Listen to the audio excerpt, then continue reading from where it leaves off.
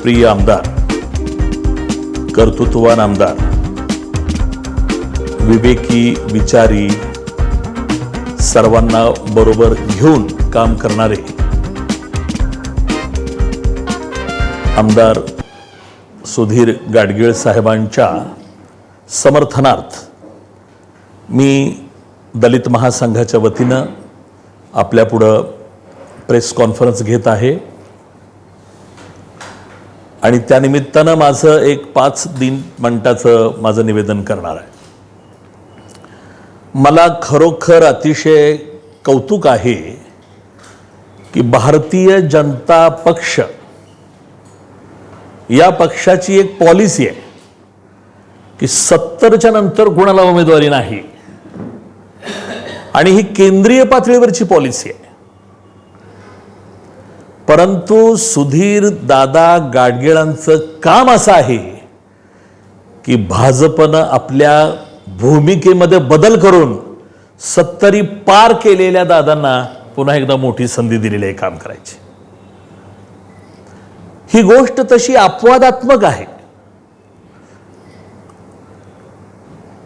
10 वर्ष काम केल्यानंतर जे आमदार मला नको म्हणतात, मला बास, त्यांना पक्षही निवृत्त होऊ देत नाही आणि जनताही निवृत्त होऊ देत नाही. मला वाटतं याच्यापेक्षा एखाद्या लोकसेवकाला आणखी काय हवं आहे. तर मित्र हो, मला अतिशय आनंद आहे की एका कर्तृत्ववान आमदाराच्या पाठीशी आज दलित महासंघ या ठिकाणी उभा राहत आहे. आजच्या या पत्रकार परिषदेसाठी माझे सहकारी दलित महासंघाचे नेते सतीश मोहिते आहेत, आमचे सन्माननीय बाळासाहेब भंडारे आहेत, माझे आमदारसाहेब पाटील आहेत आणि माझे काही कार्यकर्ते इथं उपस्थित आहेत. मित्रांनो, दलित महासंघ का पाठिंबा देतोय त्याची काही कारणं. एक तर महायुतीच्या घटक पक्षांच्या यादीमध्ये दलित महासंघाचा समावेश आहे. म्हणजे महायुतीच्या घटक पक्षामध्ये दलित महासंघ एक घटक पक्ष म्हणून सहभागी झालेला आहे आणि हे घटक पक्षाची समावेश केवळ राज्य पातळीवर होत नाही, केंद्रीय स्तरावरून याला मान्यता मिळत असते. तर हा एक आमच्या दृष्टीनं कौतुकाचा आणि अभिमानाचा विषय आहे. दुसरी महत्त्वाची गोष्ट अशी की मी स्वतः अण्णाभाऊ साठे महामंडळाचा अध्यक्ष म्हणून काम केलेलं आहे. महाआघाडीसोबत मी 20 वर्ष होतो. परंतु ज्या व्यक्तिमत्वावरती आम्ही प्रेम करत होतो ते व्यक्तिमत्व म्हणजे आदरणीय शरद पवार साहेब. आम्ही विद्यार्थी असल्यापासून प्रेम करत होतो, परंतु गेल्या 20 वर्षामध्ये त्यांचा जो आलेख आहे ते देश पातळीवरून पुन्हा राज्य पातळी, राज्य पातळीवरून पुन्हा पश्चिम महाराष्ट्र आणि आता तर गोविंद बागेच्या आसपासच त्यांचं सगळं राजकारण फिरू लागलेलं आहे. कुटुंब आणि नात्यातली रक्ताच्या माणसांच्यासाठी पवार साहेबांनी आपल्या विचाराशी तडजोड केली, हे कितीतरी उदाहरणावरून मी सांगू शकतो. परंतु दलित महासंघाच्या माध्यमातून फुले आंबेडकरी चळवळीत काम करताना जिव्हारी लागणारी एक गोष्ट पवार साहेबांच्याकडून घडली. फक्त माझ्याच नव्हे, महाराष्ट्रातल्या तमाम दलितांच्या राजकीय हक्कांना नख लावण्याचं काम, त्यांचे राजकीय हक्क हिरावून घेण्याचं काम पवार साहेबांच्याकडून झालं. आणि साहेब, या गोष्टीनं महाराष्ट्रातला दलित समाज अस्वस्थ आहे. सोलापूर जिल्ह्यातला माळशिरस मतदारसंघ जो आहे हा राखीव आहे. 288 ज्या महाराष्ट्रातल्या विधानसभेच्या जागा आहेत त्यात 29 जागा SC साठी राखीव आहेत आणि या SC साठी 29 जागेतली एक जागा सोलापूरची माळशिरस. आमचं म्हणणं असं आहे की SC ची जागा ही SCच्याच माणसाला द्या, ST ची जागा ही STच्याच माणसाला द्या. परंतु शरद पवार साहेबांनी त्यांच्या पक्षाच्या वतीनं, राष्ट्रवादी शरद पवार पक्षाच्या वतीनं माळशिरस मधली जागा उत्तम जानकर या धनगर समाजाच्या माणसाला दिलेली आहे की ज्यानं बोगस सर्टिफिकेट काढलेलं आहे, खाटीक सर्टिफिकेट काढलेलं आहे. हेच लोकसभेला उत्तम जानकर पवार साहेबांच्या बरोबर महाराष्ट्रात फिरत होते आणि मी धनगर आहे म्हणून सांगत होते, मी एंटीत आहे म्हणून सांगत होते. त्यांच्याकडे व्हिडिओ क्लिप आहेत आमच्याकडे. आणि आज पवार साहेबांनी बोगस सर्टिफिकेट घेतलेल्या माणसाला उमेदवारी दिलेली आहे आणि माळशिरसमध्ये दलितांची एक राजकीय हक्काची जागेवरती अतिक्रमण केलेलं आहे. पवार साहेबासारख्या एवढ्या मोठ्या उंचीच्या माणसानं, ज्यांचं आयुष्य सगळं फुले शाहू आंबेडकरांचं नाव घेत गेलं, त्या माणसांच्याकडून दलितांच्या राजकीय जागेवरती असं जर अतिक्रमण होत असेल तर ती राष्ट्रवादी नको, पवारसाहेब नको, ती आघाडी पण नको आहे आम्हाला. मी एक सहज म्हणून सांगतो, कदाचित हे मुद्दे या सांगलीच्या पत्रकारांच्या पुढे आले नसतील. अशाच पद्धतीची एक घटना दादा नांदेड जिल्ह्यात देगलूरला झाली. देगलूरमध्ये जनसुराज्य पक्षानं एका विरपक्ष स्वामी या दलित नसलेल्या माणसाला बेडा जंगम सर्टिफिकेट त्याने मिळवलं आणि तिथं त्यांनी दलिताच्या जागेवर आक्रमण केलं. आम्ही त्याच्यावर आवाज उठवला. मी स्वतः विनय कोरेंशी बोललो की सर, जागा दलिताची आहे, तुम्ही हातकणंगलेमध्ये जो अशोक माने दिलेला आहे आमची तक्रार नाही, कारण तो दलित आहे, पण दलिताची जागा दलिताला द्या. फडणवीस साहेबांच्या बरोबर चर्चा झाली. फडणवीस साहेब आणि विनय कोरेंनी चर्चा करून दादा तो अर्ज मागे घेतला. मग जी गोष्ट फडणवीस साहेब करू शकतात ती माळशिरसमध्ये शरद पवार का करू शकत नाहीत? जी गोष्ट विनय कोरे करू शकतात ती माळशिरसमध्ये विजयसिंह मोहिते पाटील का करू शकत नाहीत? या सगळ्या गोष्टी दलितांना अंतर्मुख करणाऱ्या आहेत. आणि मी आवाहन करतो, महाराष्ट्रातल्या एकाही दलित समाजातल्या माणसानं, महाराष्ट्रातल्या एकाही फुले शाहू आंबेडकरी विचाराच्या माणसानं शरद पवारांच्या राष्ट्रवादी काँग्रेसला मतदान करायला नाही पाहिजे, कारण त्यांनी दलितांच्या राजकीय हक्काशी बेईमानी केलेली आहे शरद पवार साहेबांनी. पण ह्या सगळ्या गोष्टीबरोबरच कितीतरी चांगल्या गोष्टी या सरकारनं केलेल्या आहेत. माझ्या दृष्टीनं ते फार महत्त्वाचं आहे. मागच्या लोकसभेच्या वेळेला एक नॅरेट देशामध्ये, फेक नॅरेट सर्वश्रुत करण्यात आलं, संविधान बदलणार, संविधान बदलणार. मित्रहो, 2014 साली देशाचे पंतप्रधान नरेंद्र मोदी झाले आणि त्यांनी 2015ला 26 नोव्हेंबर हा दिवस संविधान दिन म्हणून जाहीर केला. 26 नोव्हेंबर 1949ला आपण घटना स्वीकारली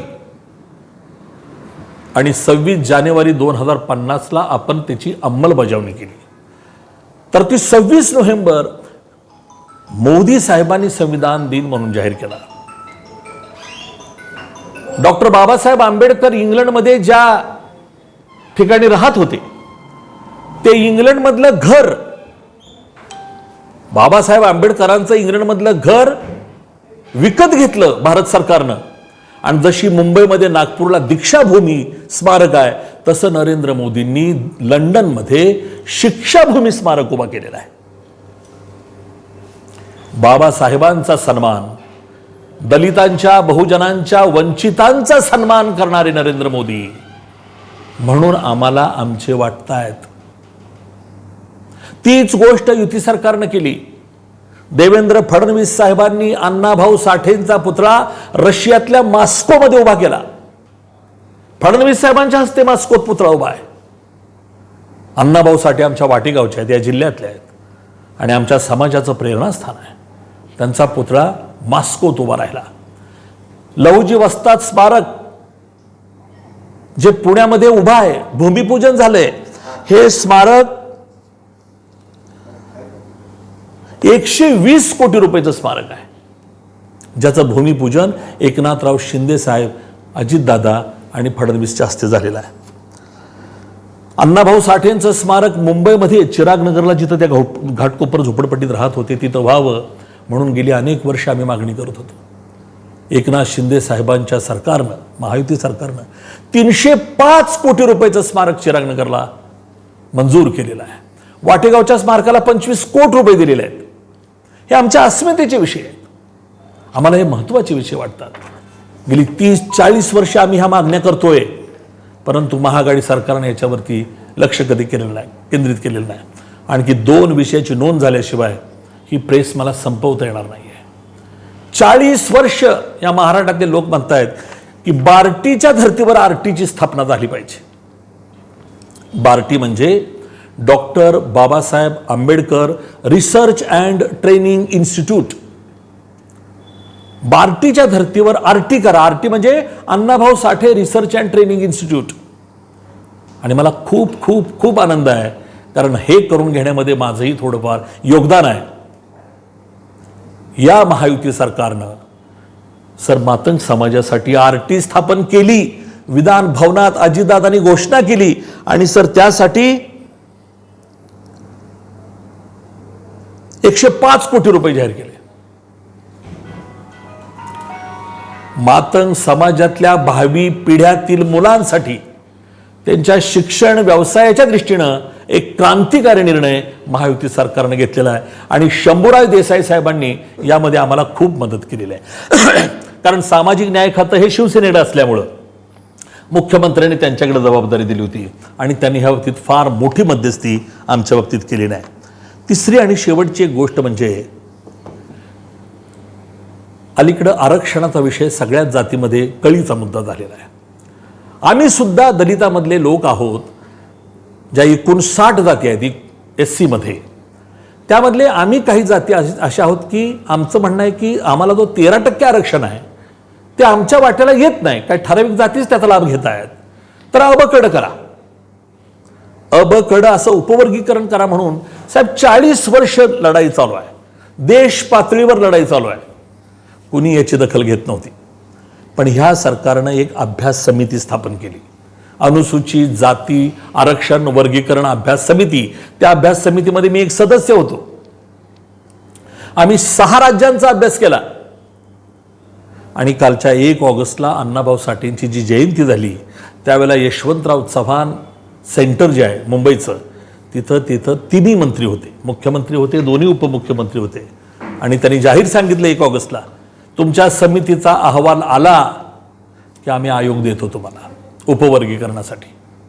आम्ही 30 ऑगस्टला आमच्या समितीचा अहवाल दिला आणि 1.5 महिन्यात 15 नोव्हेंबरला महाराष्ट्राच्या महायुती सरकारनं निवृत्त न्यायाधीश बदर यांच्या अध्यक्षतेखाली साहेब आम्हाला उपवर्गीकरणासाठी आयोग दिला. महाराष्ट्रात लोकांनी गुलाल उधळले, महाराष्ट्रातल्या मातंग समाजानं फटाके वाजवले आणि या सरकारचं कौतुक केलेलं आहे. इतके महत्त्वाचे आमचे 30-40 वर्षाचे प्रश्न, भावी पिढ्यांना ज्याची मदत होऊ शकते असे प्रश्न सोडवण्यासाठी या सरकारनं जर आम्हाला मदत केली असेल तर त्यांच्या सोबत उभं राहणं हे आमचं कर्तव्य आहे. आणखी एक मुद्दा सांगतो, आपण सगळे हुशार पत्रकार आहात.